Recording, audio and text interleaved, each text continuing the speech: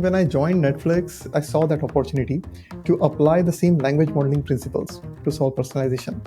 Now, if, say, Shomik, you are a Netflix user and over the past N years you have been watching a variety of movies, it's a time-ordered sequence of events that I have access to.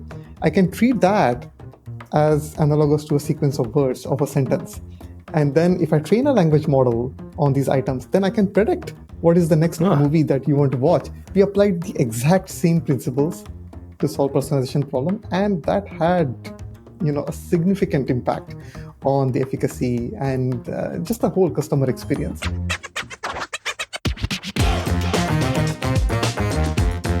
Welcome to Software Snack Bites. I'm your host, Shomik Ghosh of Bolt Start Ventures, and today we're excited to have Anoop Deoras on the pod. Anoop is the director of AWS Agentic AI and previously was a principal technologist at Netflix. And in this episode, we're going to cover early language models, dive deep into the tech behind Amazon Q and AWS, I believe, Bedrock agents, and cover the evolution of language models over the last decade. So I guess, Anoop, just to start, I just noticed from your background that you had a PhD at Johns Hopkins in 2006, and you focused on large language models and machine translation systems all the way back then. So I guess, what was the state of tech back then, and how big of a leap was it from there to where we are now? Yeah, first of all, thank you, Shomik, for having me here. I'm very excited. So yeah, back in 2006, we were trying to apply language models to solve speech recognition and machine translation problems. Now, back then, the idea was to build what we used to back then call as n-gram language models, meaning you take finite number of words as a context and try to predict what is the next word that is going to occur. And you can use this principle to solve speech recognition, machine translation type of problems. Now, we knew that if you extend the context to more than, say, 5 words or 10 words, your ability to predict the next word is only going to get better. But we didn't have a good model at that time because the n-gram models were primarily based on counting. So you just count and keep a very large lookup table. And very soon you run into data sparsity problems. So we needed back then a type of model that can generalize and help you with situations where you have sparsity, and also look for things where similar words can be grouped together into one class of words that share the same attribute. Around that time, there were researchers in Czech Republic who were building recurrent neural network language models. And they were on the lookout for an application that needed very long context language models. So I guess, we decided to work together. Tomáš Miklo, who is the person behind Word2Vec, he was at Czech Republic in Brno. He decided to join us at Johns Hopkins, spend a couple of years. And together, the idea was to integrate, recurrent neural networks into speech recognition systems. And that was the first time we were, even building RNN as a language model. So recurrent neural network existed as a technology many years ago, but then nobody had imagined to use RNNs as language models. And so we set out to test that hypothesis, whether it's an effective model to solve speech systems and machine translation systems. So that is what we were trying to do back in 2006, 2008 timeframe. And back then we used to think, the models that we had were large, but looking back, they are very tiny now. But given the state of the system that we had back then, the models that we were building were, relatively speaking, compared to n-grams, were very large, and they could encode pretty much, infinite context in theory. Now, of course, there is a gap between theory and practice, but these were, as we used to call them, as infinite order Markov model, meaning in n-gram, if you're saying I need to have a context of 3 or 4 words, in recurrent neural networks, you can have infinite context. In practice, of course, you run into all sorts of challenges. But regardless of those challenges, the context that the RNN language model could encode was significantly larger. And that resulted into significant efficacy boost in speech quality, in machine translation quality. So we were building that type of technology back in the day, and then that caught people's attention. And of course, there were limitations to how recurrent neural network encoded very large context. So there were other alternating architectures that started to emerge. such as LSTM, long short-term memory models. They had a clever design to mitigate, explosion of the gradients that typically happens when you're training the model, etc. So people were adapting the architecture to suit, longer context and solve a variety of other problems. Can I ask you a question on that? So a lot of the stuff you're talking about with like grouping similar things together. I mean, ironically, that I mean, in my basic explanation, that is kind of what transformers are doing to a certain extent, right? So I guess it sounds like a lot of the stuff that you were working on is similar to transformers today, but like obviously there is a difference in terms of just one, the volume of and the parameters and stuff that these models are able to use. But I guess like what is the same with with transformer architectures, and what is meaningfully different that's creating the leap forward? Yeah, I think one thing that has stayed the same throughout is the idea of transforming a discrete token into a continuous space. In the case of language model, the discrete token is a word. Now, we have now evolved to use tokens, which is a subword. But, for all practical purposes, we can think of it as word of a sentence. And the idea behind RNNs or LSTMs or transformers or variety of other architectures that people have worked with is to take this discrete identifier token word and project that into a continuous space. As soon as you do that, your ability to group words that mean similar become better. So embeddings, as we call it, that is foundational to all of these architectures. Now, what has changed is the design of the architecture itself, because we wanted to encode more and more context. We wanted to train on larger data. So when you are training on huge corpus of the data, you want a higher capacity model. And so the transformers are a better fit for these type of situations. So these things have changed, but the underlying philosophy of projecting words into a continuous space, that hasn't. Before we get to currently what you're doing at Amazon, you were at Netflix. Netflix obviously is well known for building that recommendation engine that everyone talks about. It's personalized. It somehow highlights random movies or shows that I never thought I would want to listen to, but or watch, but I end up loving them. And so yes. I guess like kind of how does that personalized recommendation engine work? And I guess when I say how, I almost mean like I want to understand a little bit more about like, do you need multiple models that are just like looking through things and nesting on top of each other to make the decision? Is it just one gigantic model that you can just pass through data to and it'll just spit something out? Like what kind of goes into that? Yeah. So at the time when I joined Netflix, the status quo in personalization literature was to use linear models, say matrix factorization. And these models, they need user-specific information and so we call it item, the stuff that you're recommending, right? Be it movies or books or whatever, and representation for the items. And then you build joint linear models. Now, these models can only scale so much, especially in scenarios where new users are coming in to your service. You don't have user-specific representations. So there was a need to go to an item-centric model, which allows you to scale to, millions, sometimes even billions of users, which is the case for Twitter and Facebooks of the world. So when I came at Netflix, I saw that opportunity to apply the same language modeling principles to solve personalization. Now, if, say, Shomik, you are a Netflix user and over the past N years, you have been watching a variety of movies, it's a time-ordered sequence of events that I have access to. I can treat that as analogous to a sequence of words of a sentence. And then if I train a language model on these items, then I can predict what is the next movie that you want to watch. We applied the exact same principles to solve personalization problem, and that had, a significant impact on the efficacy and just the whole customer experience. Now, to your other question on whether we have a single model or variety of models, every aspect of Netflix is a recommendation problem. Now, from recommending a movie to designing a page to even selecting the box art image.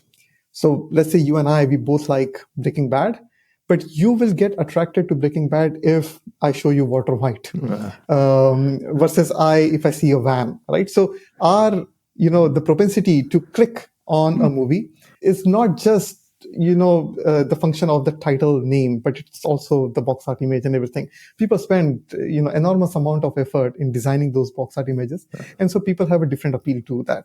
So every aspect of recommendation of Netflix experience is basically an opportunity for personalization to kick in. Therefore, there are a variety of models because the modalities are different, the experience is different, the latency requirements are different.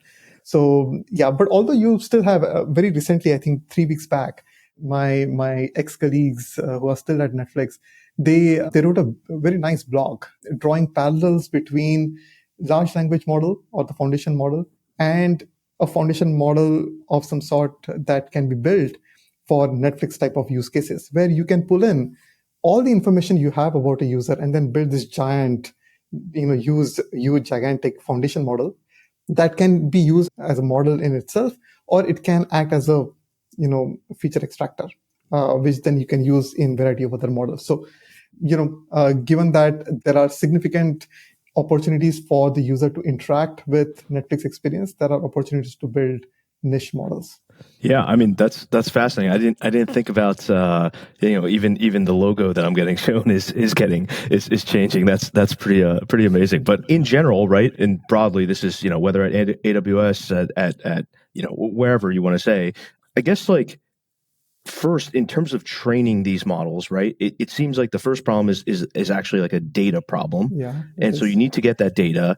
And I guess like once you get the data categorized and cleaned and normalized and everything like that, then is the training fairly easy, or is it still kind of crazy because you still are not sure what weights to put on and what parameters to include or not? Or, I guess what's the harder problem? Is it the data, or is it like figuring out what the weights should be and stuff? Yeah, I think given that transformer architecture is kind of a stable architecture these days, today, if you ask this question, I would say majority of my team's time or time spent by researchers anywhere else is around doing data ablations, like understanding what is the right data mix, understanding what is the right cleaning strategy to get high quality data to feed into the model.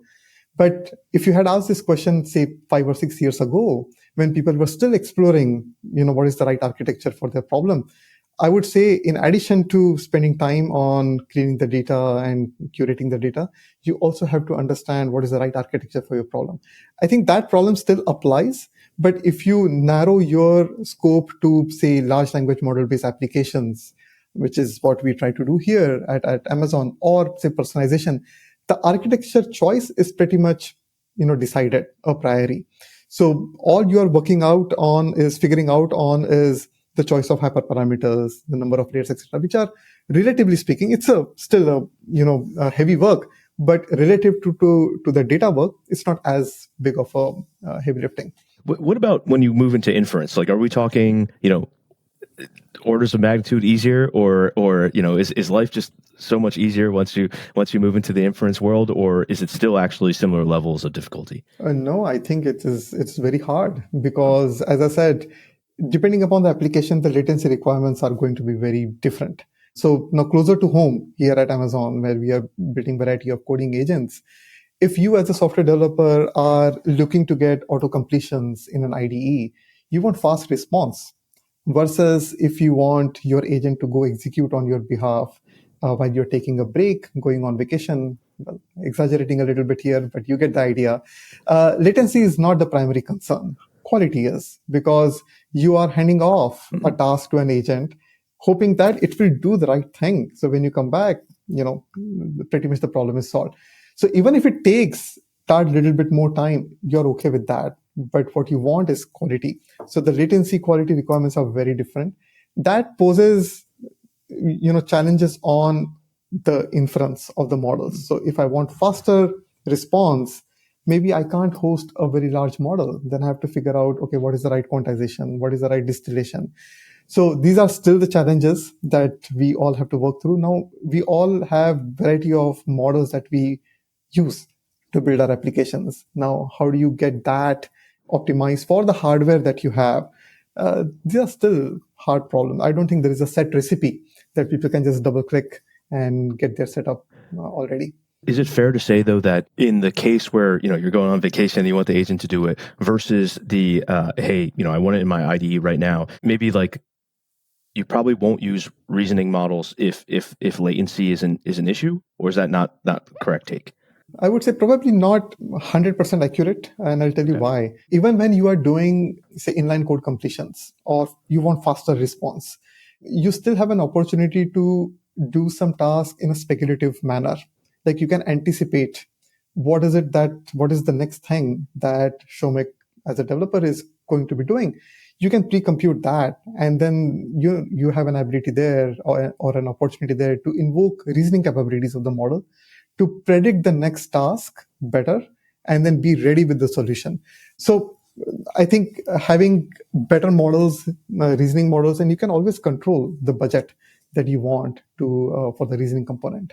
Got it. Okay, that makes sense. Well, I guess like when you started building, Amazon Q, right? Yeah. The surface area of stuff that Q could potentially be used for is massive, right? Because CodeGen is not just a developer that's building infrastructure or something. They could be building, like you were talking about, recommendation engines. They could be building a storefront, kind of thing, like all this sort of stuff. So I guess like, how'd you even figure out like where to start building the components of Amazon Q, for who you wanted to do it? Like how'd you go about tackling that problem? Yeah, I think we have been quite true to our tenet of working backwards from customers. So even before plunging into a problem, it's very important for us to know that our customers need it. So understanding what their needs are, understanding their requirements is the starting point for us. And this has been the guiding principle for us all throughout. And this was the case even when we were building Amazon Q. Now, Amazon Q has, the developer aspect, and then there is a business aspect. I focus primarily on the developer. And so I can, maybe give you a bit more perspective on how we went around figuring out the opportunities and the use cases.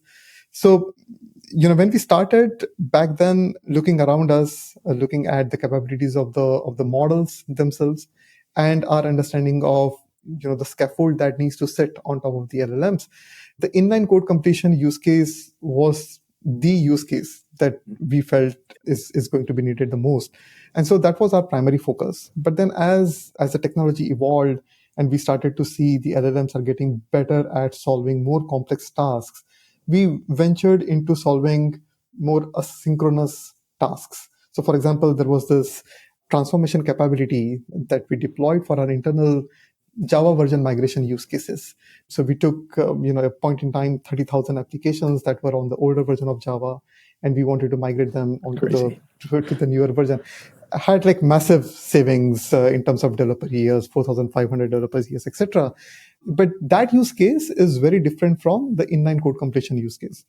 But that would not have been possible during the early days of Amazon Q because the models were not there yet. So the rapid evolution of large language models, their ability to reason through complex code bases, ability to encode larger context so that you can take repositories and then transform them. All of that helped us to get to other use cases. And we started to venture more and more into agentic use cases and also more and more into asynchronous agentic use cases. Because even in agentic, you can have a human in the loop, a tight loop with human, or you can have a completely autonomous systems. And there is a need for both of these experiences. So that code migration use case is fascinating, right? Because I mean, one, it's work that developers hate doing, right? It's also work that, frankly, a lot of times now you just don't even have the modern knowledge in your org of kind of the older versions anymore. And then of course there's vulnerabilities, there's patches, there are open source things, all these sort of stuff that you have to take into account. And so I guess like from how Amazon Q handles all of that, my biggest question is, do you need to train on all of the previous, what you were saying, Java 13 or whatever, and then say, okay, now, build this all again in Java 14? Or do you only want to pass through smaller context at points and say, hey, rewrite this more efficiently? I guess the question is, if you're doing the smaller amount, you still miss the context of the entire code base, right? So how do you go about doing that? Because it's just such a massive problem and pain point. Yeah. So there is the training aspect and then there is inference aspect to solve this problem.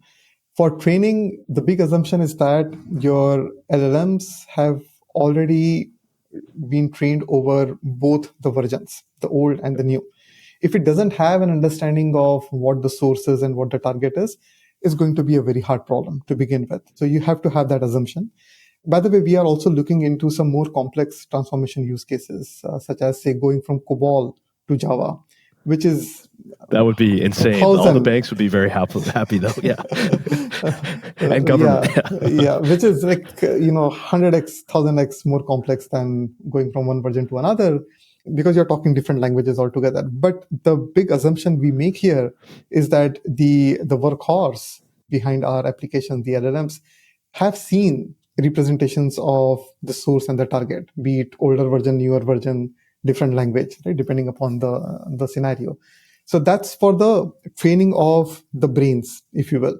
Now there comes a scaffold on top, because now you need to handhold an LLM to tell, okay, this is the task, this is how you need to execute.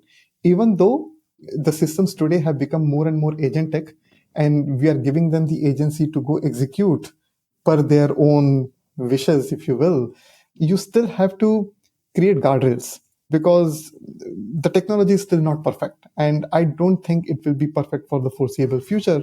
So for every use case, you need to define what those guardrails are. What are the specifications? What are the tools you want to give LLM access to? So that defines, for the lack of a better word, we can call it scaffold. So there is a scaffold that sits on top of the LLM, and it's all part of training. Now, how you design scaffold is going to be, again, working backwards from the actual experiences, how customers are using today, what were the gaps, what were the pain points, and then you have some knobs that you can control. Then there comes context management piece. So you need to understand what is the context you're looking at, which is the large repository. In addition to that, you have best practices, you have runbooks, you have past examples of going from X to Y done by human developers. You curate all of that. Now it's huge amount of information. So that's where the science comes in, that you need to have smart context encoding. You need to understand, okay, what is it that I need from this, hundreds of millions of tokens that are lying around? What is it that I want to extract and put that into my knowledge base, so that my LLM can refer to that information to solve that task? So all of this is part of training, if you will. Now for inference, you need to define, like, depending upon the latency and the quality budget that you have, how much time do I need to spend on LLM's thinking mode, and how much exploration am I afford to have, so that if I want to course correct, see, these are long tasks, right? You're going from one giant repository to another. LLM is not going to get it in one shot, so it's going to make mistakes. So how do you backtrack? How do you course correct? How do you ask it to explore some other option? This is all part of inference, sitting on top of the scaffold and the LLM that you have. So you need to get everything right to then say that, okay, we can or we cannot execute on these type of tasks. In your view, though, like, because you're going from code completion, where we started, where we said, hey, we're focused on code. Now it's just fully CodeGen, right? Like now it's fully creating stuff. And so I guess, like, let's use the self-driving car use case, but are we at, are we level 1, level 2? Are we level 5 autonomy? Like, where are we kind of at in the case of this migration, for example? Like, level 2 would be like, hey, you're assisted cruise control, right? You're doing a pretty good job, but you still have humans reviewing and making sure that, okay, this is doing what we said it should do, and stuff like that. Like, kind of where are we now? And I guess, like, in a year, is it a huge leap forward, or do you think it's kind of more of a more linear kind of approach to it? Yeah, I would answer this slightly differently. Okay. I would give an analogy of how your software engineering organization is structured, where you have junior engineers, you have engineers who have a bit of tenure and experience, and then you have experts, say principal engineers. Our aim, of course, is to have a principal engineer of an agent that just knows it all and then solves it. I don't think we are there yet, but I would also say we are past the stage where these assistants were analogous to a junior engineer. We are at a stage where our agents have a tenure, so they understand, okay, what are the best practices, what do these things do in a code base, what are the requirements, etc. They still do need hand holding, but not as much as what you would need to do for junior engineers, where they are just raw talent, but then you are prescribing everything. The agents of today don't need as much prescription. You need to give them agency. And of course, you need to create guardrails so that they just don't go off the rails. But very soon, I'm hoping that with exponential increase in LLM's ability to reason through and encode large context, maybe very soon we will reach a stage where we will have a principal engineer of an agent at everybody's disposal, and that would be a fantastic future to have. So if you're, I guess, if you were a principal engineer, I imagine you could actually vibe code fairly effectively now, because you could, you know what prompts, and then you could review it yourself pretty easily. And so I'm guessing like those principal engineers could start to accomplish a lot of tasks on their own quite well. And then of course anybody else, it's kind of helping them just get their work done faster and things like that. But I guess like, how do you view it as that, that augmentation of their workload? Is it truly like, hey, just go and vibe code and do it? Is it hey, no, this is kind of your more coding assistant, right? That's alongside of you and helping you, your pair programming with it. What are your views? I mean, I think your assessment is like, I agree with that assessment, where by doing vibe coding, you are able to iterate fast. And because you're still, as an engineer, still in the driver's seat, you can control. You can observe what is it that the agent is trying to do, course correct. And then you can, of course, always create a plan out of what the agent is doing during the vibe experience, and then perfect that. I don't think vibe has a place in production environments, in production systems, but we do have a need to do rapid iterations, rapid explorations, and if you are only focusing on assistants that can do auto completions, then you are going to be severely limited. So the vibe experience is liberating, because you can do so much more and so much faster and efficiently. I think like, even as you like, I guess the question I have for you is, but at some point, like Karpathy, right, is using the vibe coding presumably for maybe who knows, for production use cases. Like, I guess, where are we? Are we is that a year from now? Is that 2 years? Do you think? Like, how do you kind of think about, or is it something where you're like, you know what, we probably still just don't want that probabilistic aspect of it in something like production? Yeah, my take right now, looking at where the technology is, I feel if the tasks are repeatable, then I think vibe coding may not be that bad of a proposition, because it's kind of a deterministic system, more or less. I mean, of course, you have a stochastic parrot at your disposal, but because the workflows are repeatable, you have some type of a guarantee as to, the expected outputs that you will see. It's a limited set of things that can happen, versus if it's an open-ended feature development work that you want to do. Right now, looking at where the technology is, I would say probably not. Like, I would not trust on vibe coding for production use cases. I guess every use case has a different take on whether or not vibe coding is the right thing for them. I want to move into this concept of agents, and I'm going to define it one way. You can choose to use that definition or tell me a different definition if so. Yeah. But the way I think about an agent is you can tell this system to go out and do a task for you and have it come back and do that task, right? Yes. And I guess that's almost different than CodeGen, right? Where in CodeGen you're kind of typing and then you're saying, okay, hey, create me whatever, an API key for this, right? And then boom, it creates that. You can review it, stuff like that. But an agent would be actually, no. I want you to figure out how to integrate with Amazon Redshift and do this, right? Yeah. That's kind of how my view is. And I guess my question is how much more, like, what are the key things that are more challenging about building that agentic workflow versus the CodeGen workflow of like, hey, just create this API key for me? Yeah. So the non-agentic workflows are like, given an intent, whether it is a query or it's local code context, it is going to give you the next set of action. It can be code recommendations or function completions, block completions, line completions, etc. So it's limited in scope, in the sense there's a finite amount of context that you're giving, and the LLM needs to give you finite number of tokens in the output, and that's about it. Versus when we talk about agents, we are giving them agency. We are giving them set of tools to go explore the landscape and understand how best to solve that problem, which is a significantly harder problem because you're not prescribing it or not hand curating the set of context for it to then just condition on that and then produce. It has to learn how to do context encoding itself. So that's a very big leap from how coding assistants were being used, or we continue to use them for code completions. But the agentic workflows are significantly harder and different from coding assistants in this regard.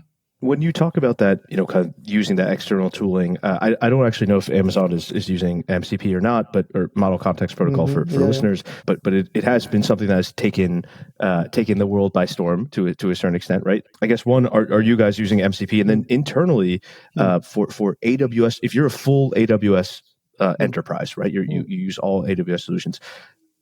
For that, from Q, do you need to use MCP, or is there a different tool calling way that the agents can work because it's within the AWS system? Oh, that's a great question. So recently we launched MCP support in a Q feature called QCLI. So it's a command line interface, right? So we have integrated Q in terminals so that developers don't have to leave the context anymore. They can continue to work on terminal and then get the agentic capabilities embedded.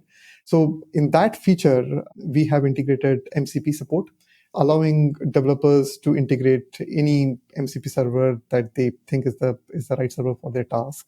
So we do that. To your other question on what does the workflow look like for our internal developers, at least my view is that you build thing once, benefit internal developers and external developers at the same time, rather than forking the code base and stuff. And also the other motivation behind this philosophy is to gather feedback early. So if I'm able to stress test my features with Amazon developers, that feedback is paramount. It's very important for me so that I can incorporate that. And so when I'm ready to ship the feature for my external customers and developers of the external customers, I have a high quality bar. So that with that philosophy, we often, at least in the organization that I'm part of, we often don't want to fork things beyond a point.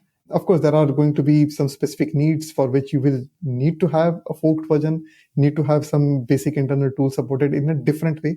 But as much as possible, we want to keep the same stack consistent. And the primary reason being that, you solicit the feedback and stay close to the experience you're giving to the customers.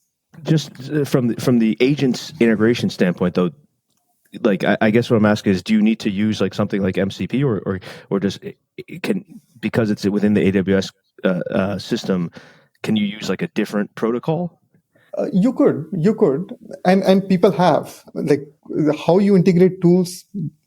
Either you can integrate. So the way MCP works today is it's all inference time integration, right? So I tell, okay, these are the set of servers or APIs or tools that I'm interested in. The LLM, based upon the context, based upon the description of the tool, the LLM can decide for itself whether or not it wants to use that tool. Or you can be prescriptive. You can say, always use web search tool to solve blah problems, etc. But if you are controlling your own ecosystem, which is the case for large enterprises such as even Amazon, you can go beyond just inference level solutions. Maybe, have a forked version of a model that you train on the proprietary data. And then there you can teach all the tools that you have built, proprietary tools. That's the, an efficient way to go about it. You may not always be able to do that for your external customers because you don't have access to their tools, etc. So that is the type of forking that becomes necessary, but that's more of inference versus training type of differences. Fascinating. I mean, it's just more crazy to think about where the world will be going as we have these, and especially as I can imagine, enterprises maybe might start to be well, maybe we should train something just on our own tool use so that we can expose that to Amazon to then use. So anyway, I think it's a really, really cool world that we're going to go to. But a big thing that at least I've found when I've kind of experimented with agents is memory still seems kind of short-lived, and so I guess. One, do you see that as a major blocking point to more agentic adoption? And then I guess the other thing is, I guess I'm not quite sure why memory hasn't improved a lot more, or just why isn't we do it on the chip side? Like what's the blocker to getting memory much better for agents? Yeah, I think the main blocker is models' limited ability to encode context beyond certain size.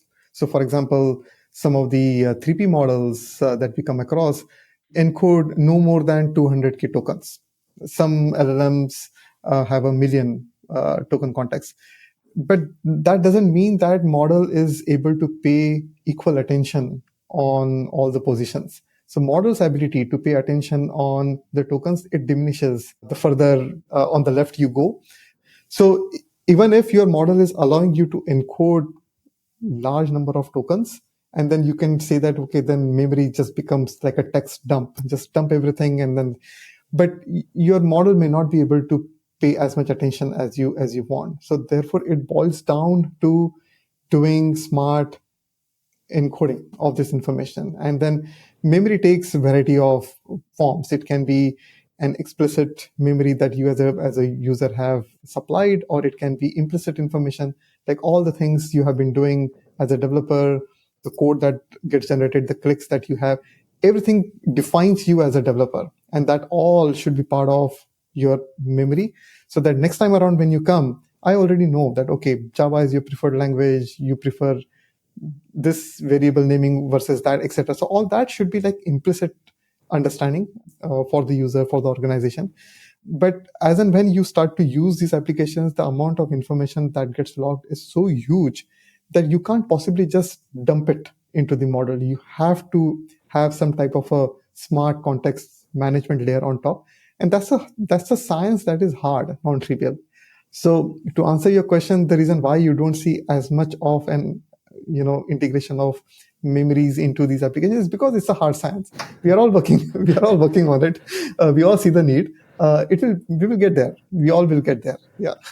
In terms of that context, so that's fascinating. Like, how do you tag those encodings, I guess, or something, to make sure that the agent or the model or whatever the function is knows how to call that specific thing? Is it that simple, like a data tag type of concept? Is it something different that I'm not understanding? Like how?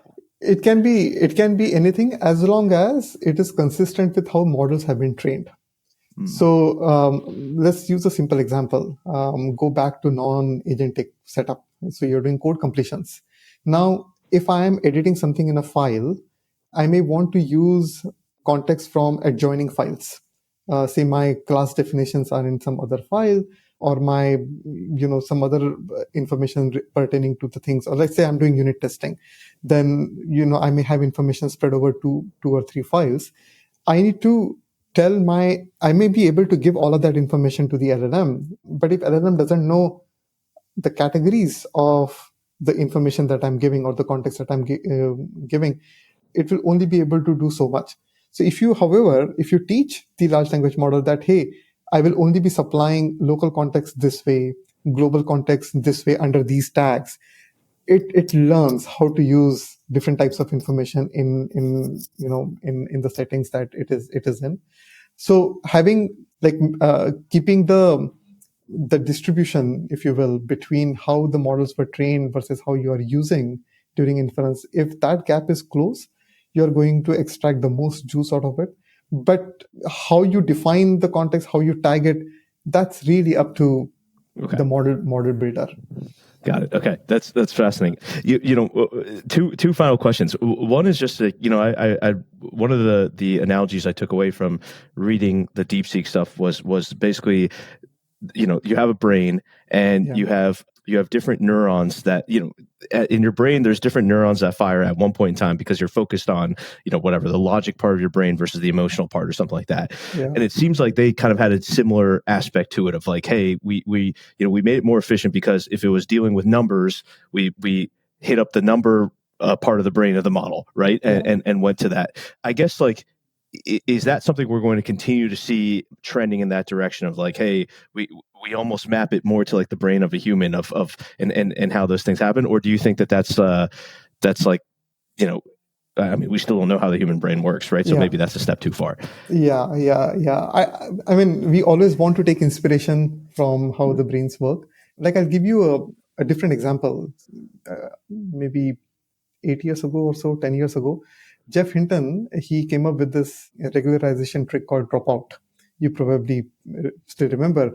And dropout is a very simple idea. It looks at any hidden layer that you have in your architecture and randomly drops some percentage of those neurons. So you're constraining your model to still do the right thing with limited budget. And the analogy that I have heard people, use to explain dropout is that if a person goes blind in one eye, the brain teaches the other eye to act as if you don't have any blindness. Is the same idea here. So when you do dropout, you are limiting the model to do the thinking and reasoning with the limited budget, and so those neurons become really powerful in solving the task. Same idea can be, so that's an inspiration that we have taken from Brain. If you want to believe it, feel good about it. So that's great. Similarly, mixture of expert. I think that is what you were alluding to, the DeepSeek paper. I don't know whether that is how our brains work. Maybe they do, maybe they don't. But intuitively, it kind of makes sense. Like if you have parts of your architecture that are specialized to do certain things, then you can design your architecture in such a way. Now, you may not be able to name the regions of the architecture and say that, okay, this solves math problems and this is the reasoning component. It's all fuzzy. Yeah. So even when you say mixture of experts, these experts are not mutually exclusive. It's all latent, right? So, and then you can create boundaries by having a softmax layer across all of these experts and say, okay, I'm only going to pick that region of the architecture which has the highest weights. But when you are training it, you are not explicitly carving out experts in isolation. It's all latent. It's all happening in the latent space. But then, given that it's fuzzy, like how are you? But you do have some concept of this is an expert in this area. So I mean, how do you target those areas? I guess. Yeah, I mean, it is very similar to the grouping of the words in the embedding space, the word-to-vec, right, phenomena that happened where we say, all the animals are grouped together. So how does that happen? Well, it happens because of the co-location. So if both cat and dog appear in the same context, model is forced. If you give models a lot of parameters, it might put cat and dog in different spaces, points in the space, because it can afford to do that. But when you constrain the model with limited parameters, it is forced to put cat and dog in the same, because that is the efficient way to solve this problem of life. Same thing happens in the transformer models. It's all text processing at the end of the day. Got it. Okay. Fascinating. Well, thank you for that. That helped me understand it a lot better. I want to wrap things up here just by what things do you have coming up for Q, or what things have been announced recently that you're very excited about, and especially for a lot of developers and a lot of enterprise leaders listen to this, like just any messages that you want to say around Amazon Q for them. Would love to hear it. Yeah. So I'm very excited about our CLI product, QCLI. And especially with the MCP support, as we were discussing, it gives developers so much more agency to build things that otherwise would have been very hard. So that's one. Then we have also recently announced agentic chat capabilities in IDE, Integrated Developer Experiences. Previously, the interaction, like the chat that the developer could do in IDE was non-agentic. So you could only have like transactions type of dialogue. But now it's agentic, so you can do the same thing that you can do in CLI in IDE. And so you have the same type of experience built across these two experiences. And then the third thing that was recently announced is integration of Q in GitHub. So if you want to build features, if you want to do reviews using agents, all of that now is possible for our developers in the GitHub experience. So just wanted to share this, the world, with the developers. I feel passionate about these features. Well, it's, just you can't not be excited about just what is going to happen from all of this, right? I think, as someone who, the most coding I did has been Tetris, in the past, and now all of a sudden I'm able to just like open up an IDE and just start messing around with different things I want to build. It's like the most fun time I've seen in at least my career in a long time. And so thank you for all the work that you and the team are doing, Anoop. And I think Andre Karpathy with his whole vibe coding thing, I think it's here to stay in the sense of a lot more people are going to be experimenting with these as they continue to open up just all the different use cases that we can do. And so thank you for the work that you and the team are doing, and thanks for being on the pod today. Thank you so much, Shomik. It was a pleasure.